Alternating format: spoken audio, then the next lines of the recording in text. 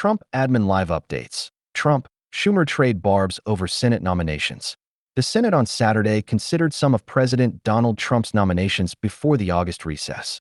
Earlier this week, Trump issued an executive order slapping tariffs on many of America's trading partners, but the new duties are set to go into effect in 7 days. Trump also continues to face questions over his administration's handling of the Jeffrey Epstein files and his relationship with the accused sex trafficker. Following trade talks with China and Sweden, U.S. Trade Representative Jamieson Greer was asked if the August 12th tariff deadline with China could slide. Greer said that's under discussion. So that's what's under discussion right now? I would say that our conversations with the Chinese have been very positive. We have discussions at the staff level. At my level, President Xi and President Trump have had conversations. Greer told CBS, Meet the Press.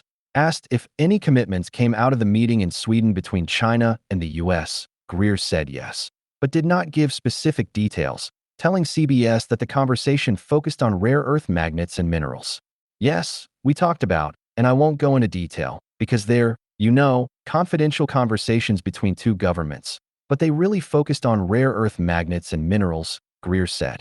China has put a global control on the world, and so for the United States, we're focused on making sure that the flow of magnets from supply chain can flow as freely as it did before the control, and I'd say we're about halfway there. Greer was pressed about a recent Truth Social post from Trump about how Canada's decision to back statehood for Palestine is going to make it hard for the U.S. to make a trade deal with the country.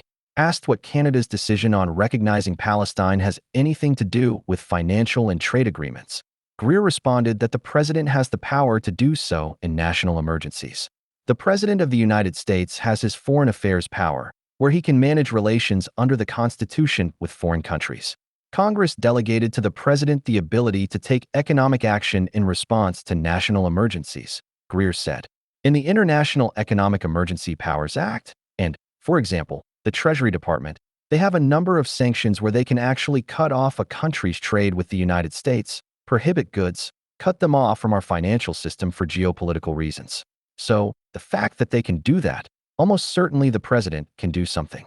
That's not as expansive and just put a fee on those goods, which is a tariff, Greer continued.